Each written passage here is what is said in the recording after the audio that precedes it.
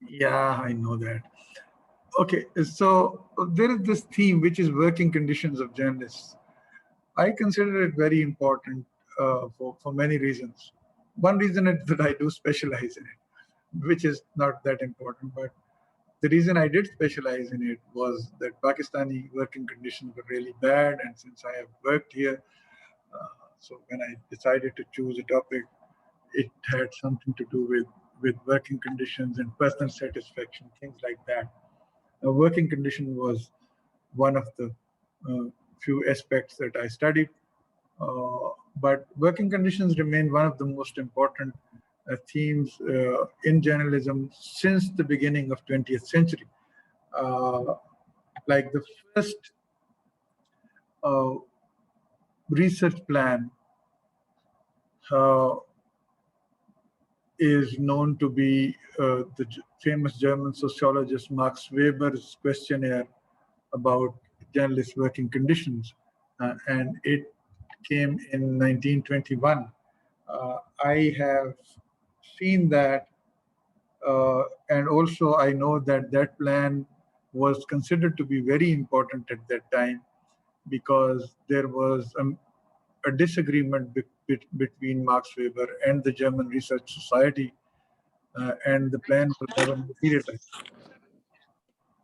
because the German Research Society thought that they will use this research from their platform, whereas Weber thought that it had nothing to do with the German Research Society. Since he was the member of the German Research Society, mm, it never materialized. Uh, there are others in 1925 and 26, so that's quite early.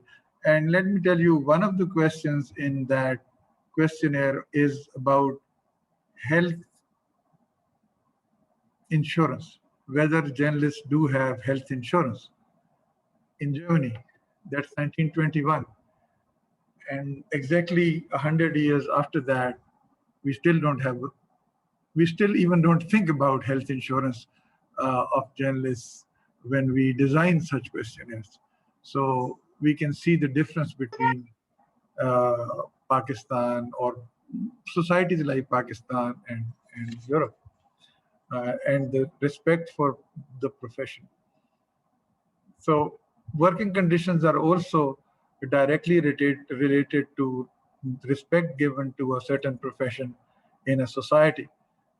So if a famous sociologist who is considered to be the father of modern sociology considered it so important in his time that he refuses to share it with somebody, it means that the profession was highly respected. There are also researches on what how much money did people spend on media like newspaper buying in their household budget per month. uh, we don't do such researches, and therein lies the problem that most of the time when we talk about working conditions, we really don't know what to talk about. And for that very reason, I have shared this document with you, which has 10 basic working condition requirements that for uh, a reasonable and acceptable journalism job, these are the 10 basic requirements that should be fulfilled by all means, by all employers, respected by society, and also recognized by the government. It was a UNESCO initiative, and the people who signed it included the European Union. It was a declaration in 2019, in February 2019, and uh, and also European Union, and it was signed in Belgrade, uh, which again is the conflict zone, and also Turkish unions were also part of it. So it is pretty inclusive when it comes to the most developed nations in the world, and also some of the most conflict-ridden, like Belgrade, uh, and it's in Romania, I think. Yeah, it is, and also Turkey, which is known for its uh, persecution of journalists. Nowadays, Turkey is quite famous in Pakistan, but in human rights records, it's not doing well. Not on Western standards, but also what's happening to different individuals, journalists, and professions. So we see that in Western societies, in developed Western societies, journalism has a positive relationship with governance, as well as it is considered to be an important social function. In societies like Pakistan, that's not true. It's different. And therein lies the main problem, because if a society doesn't respect a profession, there are very little chances that governments or anybody else will recognize that. And we are really at a loss when we talk about it. But that's the way things are for the time, and these are not getting better in Pakistan. So let me share this, and during the next week or maybe more, we'll keep discussing. Oh, this is something else, but it's okay. So, okay, let's share this, and then we'll go to the one that we need. Attendance is not on our priority list at this moment. So here is the Charter on Journalists' Working Conditions. This is the full document, and it's the European Federation of Journalists. I'm using this because in Pakistan, we don't have any such charter, despite the fact that there has been a lot of talk about journalists' rights and duties and all these things. We don't have a document to begin with. So what happens is that most of the time when journalists protest, it is when they are unfortunately, God forbid, killed, beaten up, thrown out of their jobs, harassed to the ultimate, traumatized, and humiliated. So basically, when these things happen, they have a background all the time. And that background lies in working conditions. So this document is important because this gives you all the necessary things that you should have as a journalist. And if one of them is missing, this is the beginning of process which will end in, God forbid, your loss of life or harm to your personal, individual, your dignity, your financial standing in a society, harm to your family, your own future, your kids' future, or your family and loved ones' future. So all these things come in a process. And this declaration is important, that it basically makes sure that all these bases are covered, that you should know all the signs when something bad starts happening. It doesn't happen immediately. Like it covers basically all. And we'll discuss it in the coming lectures in the Pakistani context also. But right now, what I would like to do is just to read these 10 what we can say 10 commandments. But this Charter of Journalists' Working Conditions, you can read it too. You should rather. And so the first of these is a very interesting right that we never considered, the right, freedom of association. Like journalists should gather together, and they can have peaceful discussions, even protests, and they can organize themselves into unions and different organizations like literary journalists and this and that, and like we have Pakistan Federal Union of Journalists. And in Pakistan, we have seen this happening, that if there is a new nascent body, for example, young journalists decide to have a small structure of their own, then somebody will come in and they say, you don't have the right to sit in the press club because you are not recognized. So this is the very first one.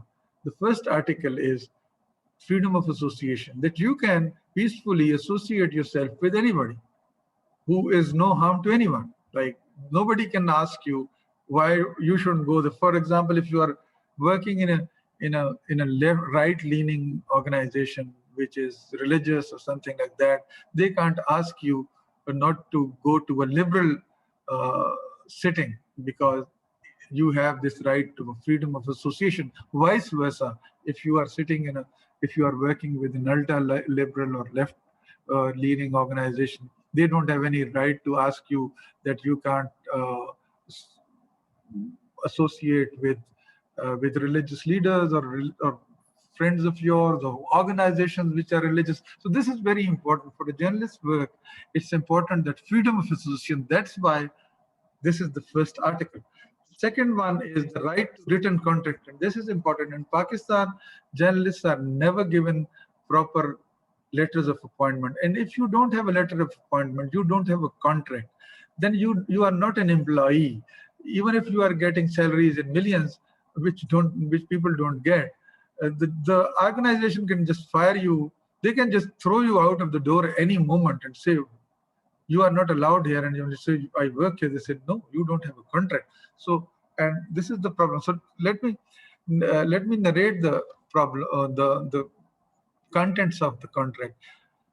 First, the capacity in which journalists to be employed, like in a media organization. So what should I be doing if am I a reporter? Am I a sub-editor? Am I a cameraman? What is my job? So the job title is very important. And then what is the how much is my salary, and how will I be paid? How will it be calculated? Periodicity, and all these things are very important. Even if you don't go into journalism, if you work in the market, you have to make sure that when you have a contract, you read all these things. Anything missing, and you think, don't take anything to be predestined that it should be there. No, you have to really read a contract. And in normal hours of work, you can't just put anybody 24/7 at work. People say, I'm working hard, but keep in mind that there are nobody should work more than 7 hours and 35 minutes, like no 8 hours. A working day should be 5 days a week. This means like less than 40 hours a week. That's the job. Normally, this is the universally accepted working hours. Any minute going beyond that, you should be given extra pay. And then the amount of paid annual leave, very important, like 6 weeks. We have 6 weeks, and you should use that. And it's always important to disconnect. This will come later. And the provision of author's right, foods and accommodation if applicable. If you are traveling for a story, you should have the right to that story, like it should go under your name. This is very important. Some bylines are very important for journalists.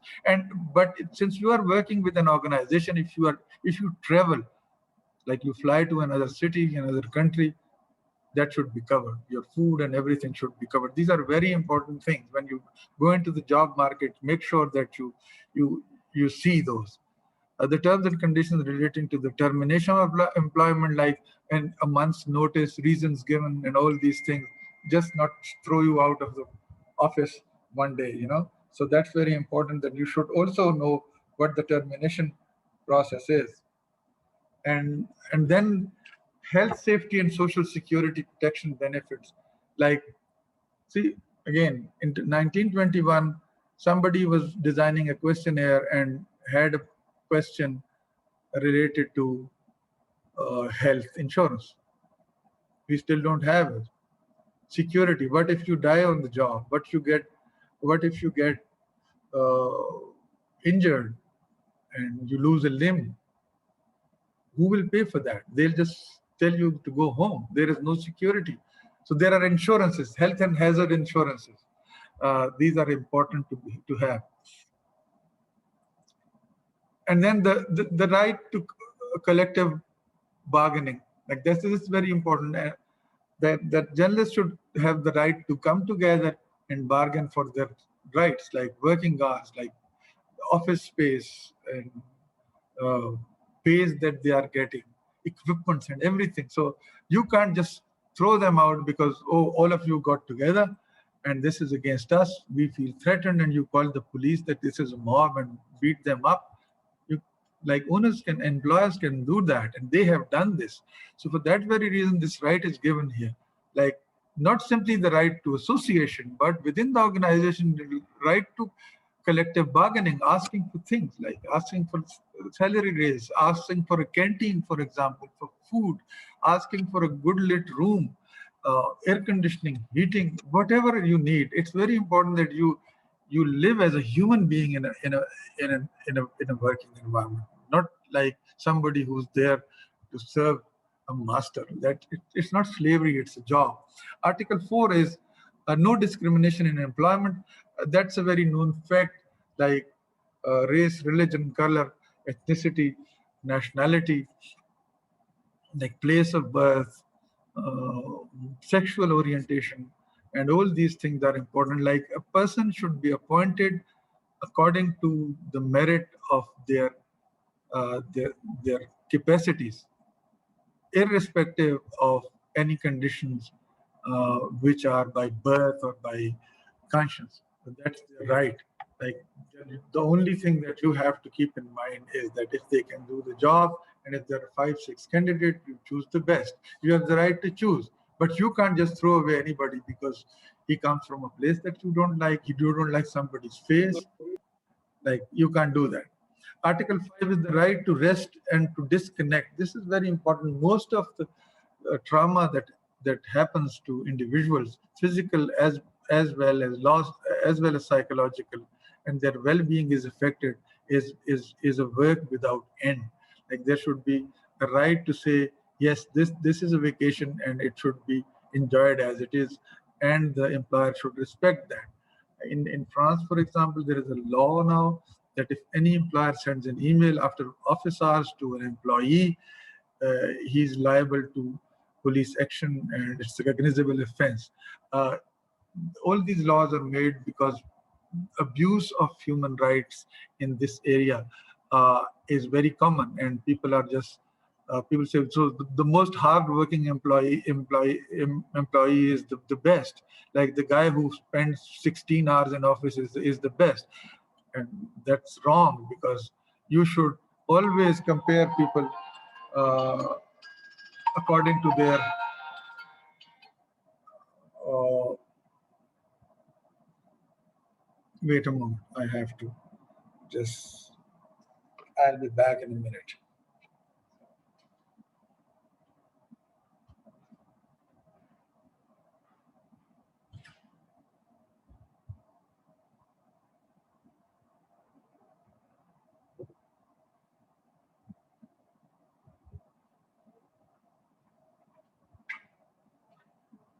Sorry. Okay.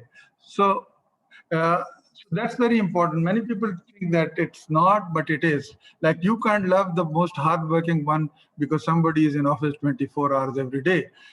You have to decide all these within the normal working hours, and also respect people who have the right to vacation and they decide to disconnect whenever the right arises. Then Article 6 says journalist sources are very important. Like whistleblowers are so very common who give you information which you can't normally get, like people like Edward Snowden, but everybody is not Edward Snowden or Julian Assange. There are people who inform you about things, and their right to privacy and security should be respected, and your organization shouldn't force you to give up their identities. This is really a tricky one when it comes globally. But there should be something in writing, a document here, and here we have a document.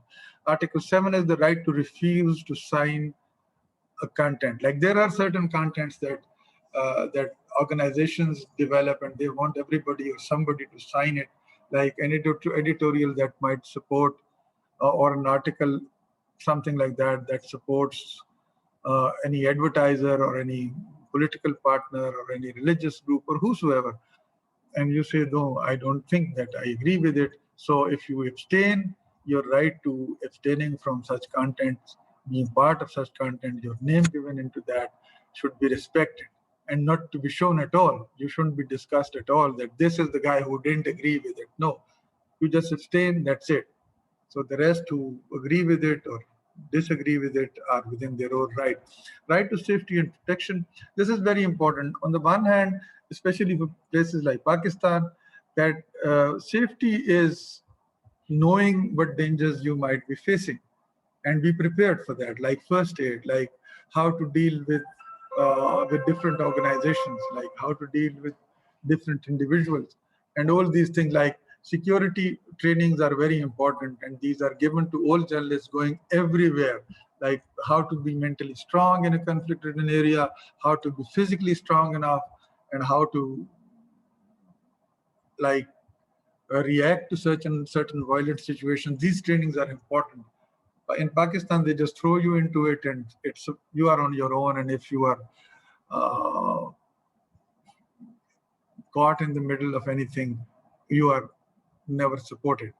So that's one. The training is safety, and protection is that you have proper insurance, you have proper laws in place that save you again, that protect you against uh, different excesses like physical harm, harassment, sexual harassment, and things like that, violence, or any such unbecoming events. So that's the Article 8. Article 9 is good governance and ethical standards. Uh, like it's very interesting. I'll just read it. Any journalist or media worker is committing to adhere to the company's mission statement, follow the codes of conduct and ethical standards applying to journalists, all staff and editorial sections to accept the governance rules, transparency, protection of editorial independence, to engage with external regulators, press council, and to promote integrity through cooperation between colleagues. Like this is a right. Like when you enter into an organization, you should make sure that there is some document which gives you assurance that the ethical standards will be maintained. In Pakistan, we don't have it. Like different organizations say that they have their own codes of ethics, but they seldom apply those. Article 10 is decent working conditions. And like decent working conditions are not simply salaries and uh, like uh, vacations. Like decent working conditions also means that you have proper equipment, you have proper space to work, the space is properly uh, maintained, there is proper lighting. If you need, for example, what would you do if you want to have some indoor recreation? Like there is a tea or coffee machine available, there is a kitchen available, there is a canteen available, and all these things are important. I have seen media organizations, especially when you go into bureau offices, they don't have anything. Even some of the big organizations, bureau offices are just such deserted places that I was invited to a few in Peshawar and also in Islamabad. I didn't get the chance to visit many in Lahore. I only went to see Dawn. I just visited there for an hour. So I saw and I said, okay, only the studios were there, and the rest was studios were also too small, and the rest were kind of small boxes, people sitting in them. They just rent cheap places in deserted areas, or and then they just put the staff into it.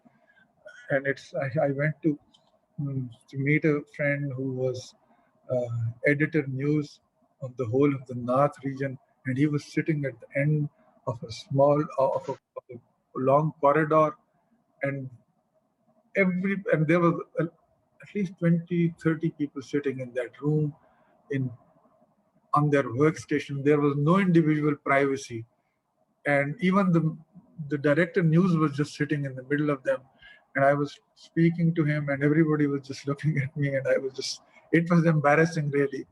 And then he couldn't go out because we couldn't go for lunch or dinner because there was something important happening in Islamabad.